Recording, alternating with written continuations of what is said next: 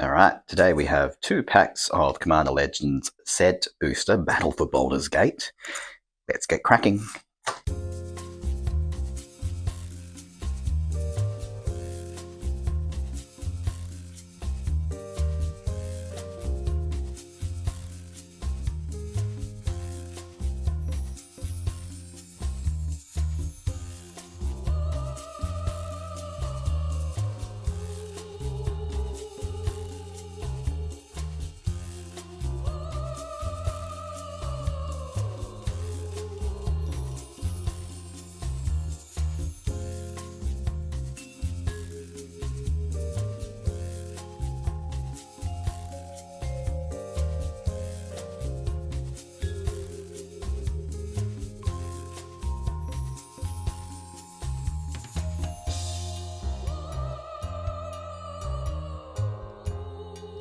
Quick flavour discussion here. We have Gond Gate, one of the gates in Baldur's Gate, a city teeming with gates.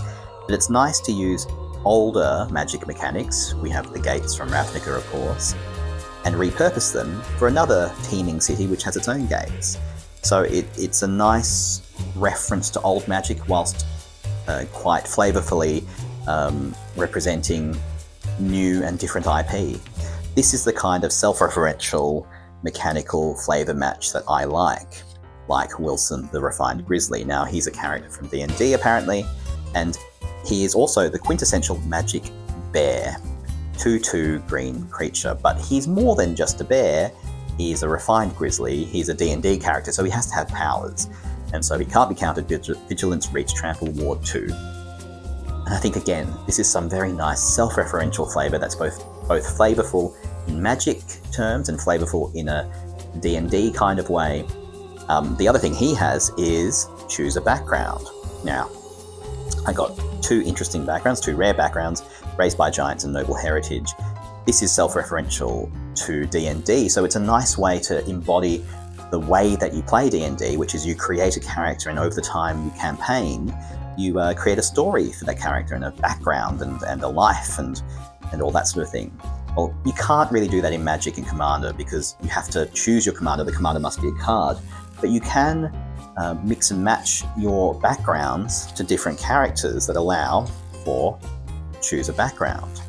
And so you could have Wilson, who's actually a giant, or Wilson, who's actually a noble. But either way, that gives it a slightly different flavour, but it also allows you to do a bit of D&D type character creation, but in a very restrictive Magic the Gathering way. And so that's really nice flavour, both meta, as in you're doing the D&D thing, but also in terms of the character itself, it's interesting. The commander itself, it's interesting. Basilisk collar. Now here's the collar on what looks to be a basilisk. It says, some patrons pay massive sums for exotic pets that can give their posh, predictable lives an edge of danger. Now, as I understand it, the basilisk collar gives the wearer the powers of a basilisk, whereas this is a basilisk with a collar. And I don't imagine that if you put that collar on something else, it would have the powers of the basilisk. And indeed, the flavour text seems to suggest that it's the basilisk that has the power, not the collar. So, I mean, whilst it's a literal flavour match, I don't think it quite matches the mechanics very well. Then we have Glunch the Bestower. I got 2. I'm not a huge D&D head, but I read into the flumphs, which are these jellyfish psychic magic creatures that float around in the Underdark. And they're very nice creatures, and they like giving people things and helping people out. So Glunch is the ultimate of nice flumphs, and he gives a number of boons to 3 different players a turn. I think it's cute. I think that fits quite nicely. It's a 0/5 flying. How it works as a commander, very interesting, but I'm sure you can make something fun out of it. And I guess flavorful match for what is probably quite a bizarre character type or creature type from D&D. Anyway, that's it for now. Thanks for joining us on MTG Flavour Source. If you like what you see, please like, share, or subscribe. See ya!